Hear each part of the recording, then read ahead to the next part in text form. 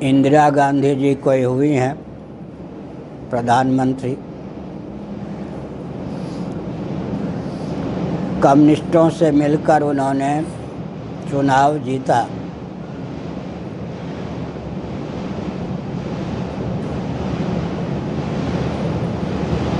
जीतने के बाद उपहार के रूप में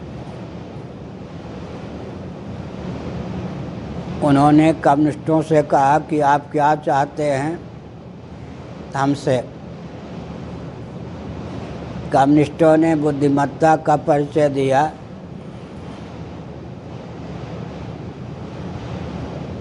एक मानव संसाधन मंत्री, शिक्षा मंत्री हमारी भावना के अनुसार एक व्यक्ति को बना दीजिए।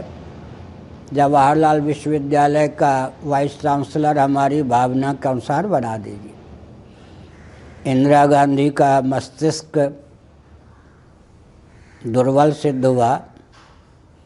उसके बाद शिक्षा पद्धति में पर्याप्त दिशाहीनता आई।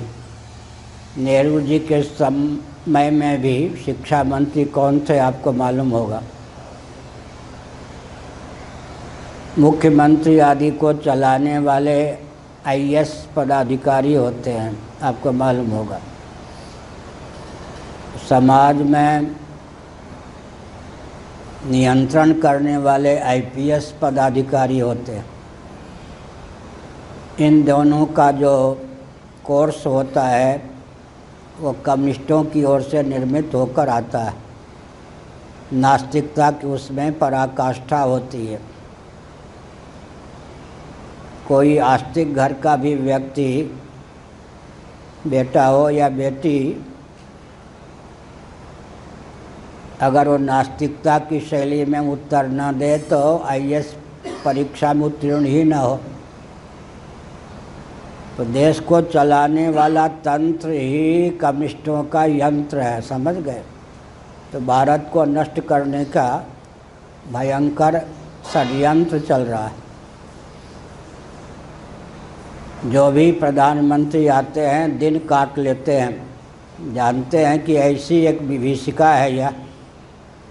नीति अध्यात्म से समन्वित शिक्षा पद्धति की संरचना, उसमें ध्यान नहीं देते। नैतिकता का स्तर गिरता जाता है, राष्ट्र दबता जाता है।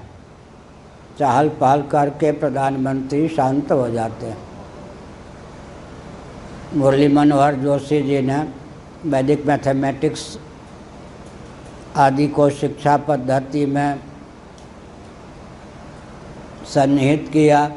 बाद में भाजपा हार गई। कांग्रेस के शासनकाल में मानव संसाधन मंत्री बने अर्जुन सिंह। उन्होंने कहा सांप्रदायिकता है, वो सब हटा दिया। गणित को भी, सबको, नीति को भी सांप्रदायिक कह दिया। शिवाजी को आतंकवादी कह दिया अर्जुन सिंह जी ने। अगर कोई राजनीतिक दल अच्छा कदम भी उठावे, भले ही वो देश के हित में हो, आगे जो दल राज्य करेगा उसको न पसंद में आवे, नोट वोट बैंक न मालूम पड़े तो पानी फिर देगा। तो भारत एक अत्यंत खोखला राष्ट्र बनाया गया है। हिंदुओं की पहचान पेट और परिवार के अलावा कुछ नहीं। 1 करोड़ हिंदुओं में एक हिंदू नहीं मिल रहे जो साथ दे सकें, क्योंकि पेट परिवार से ऊपर है। इन व्रत आदि भी करते हैं तो पेट परिवार के पोषण में भगवान देवी देवता सहयोगी बन जाए। लक्ष्य बहुत सीमित, बहुत संकीर्ण है।